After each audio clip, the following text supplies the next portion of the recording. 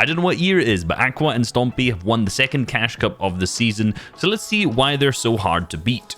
Their drop spot of choice was the Daily Bugle. They landed to the main building. Interestingly enough, there was 3 other teams contesting them in this POI, but for some reason they all decided to land at the other 2 buildings that were there. If you look at a map from up above, you kind of see a weird distribution of players. This was pretty consistent throughout the majority of the games. So this left them with 27 chests to the west side here, whereas all the other 6 players were fighting over 21 chests for whatever reason. In terms of the loadouts that they ran, Stompy nearly always ran the SMG and the pump, whereas there was no pump pretty much on any of the games on Aqua, and he was the one who ran the Mark 7, the AR for this. Because the Mark 7 uses so much ammo and there's not that many ammo crates on the map, it makes sense just to have one person using them so you don't just completely drain it. Of course, both players are running the SMGs though. One of the interesting parts of their gameplay was certainly the time to leave their POI. Now we know that this drop spot has basically a large volcano around it, which means a lot of the players set up around here to take storm surge tags in on the players in the bugle. So if you spend too long in there, you're going to get tagged up a lot, similar to now the way Tilted works, but infinitely worse. Most players will end up sitting up here 2 minutes before the first zone has closed, so 1 minute before that, this is when Stompy and Aqua end up disengaging from the POI.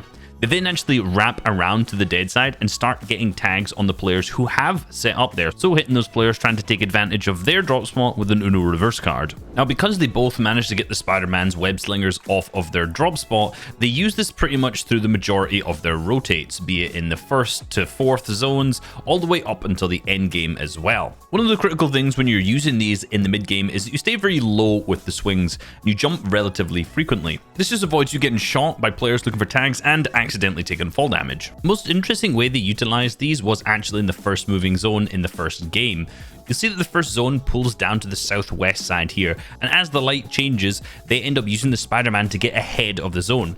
Now, the reason they've put themselves in this position is because when all of the players launch pad first moving, you'll notice they land roughly around here. They can't make the entire distance from first moving with a single launch pad.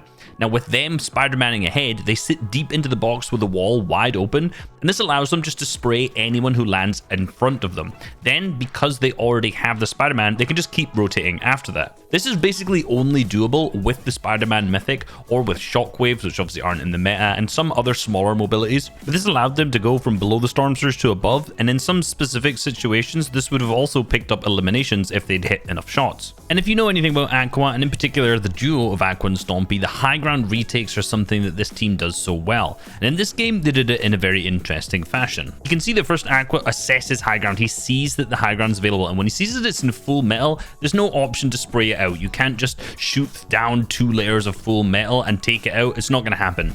So they tarp a little bit, create a little bit of space. Now you can notice that he's just focusing and waiting. Now look at the zone in the bottom. You can see that it's pulling max distance again. So they've waited until height starts to get a little bit to the front side of zone. And now he starts to go the sneak. Look how slow he's going. Look at the timing that he's taken. And the other team doesn't even notice. The SMG 200-0 onto Boobank, and that's a high ground claimed. And at the exact same time, Stompy's doing the exact same thing, but from the other side of height. So you can see that they're both climbing up and fully pinching up onto high ground, both sneaking up at the exact same time from 2 different angles. From then on this match, they actually play this really well, just in the normal height playstyle, focusing anyone close to you, focusing on anyone who's in wood, because you know they're low in materials and easy eliminations. And they set up really well for the heal off in this game, but the only reason they lost is because True Lick style and low ground found a ton of chug splashes, and not all games are actually winnable. Now, game number 2 that they actually won, guess what they did? The exact same thing. They went for the high ground retake, snuck up both at the exact same time, pinching from different angles, eliminated one of the players on high ground, and then claimed height for themselves. And they did the exact same thing in game number 4, but I've got no clips because there was server lag, but this was another really good game of theirs. Now, all 3 of the retakes across these 3 games had one exact thing in common: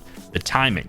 This happened at the start of the second moving zone, so just after zone number 6 and just at the start of zone number 7. Another thing that they've implemented really well into their gameplay that is new is the armored walls. But the main utilization for them in endgame is to prevent being sprayed.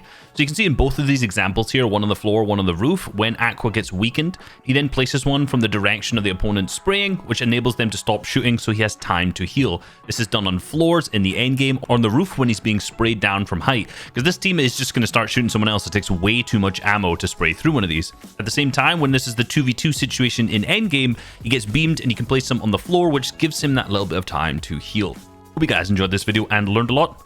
Peace.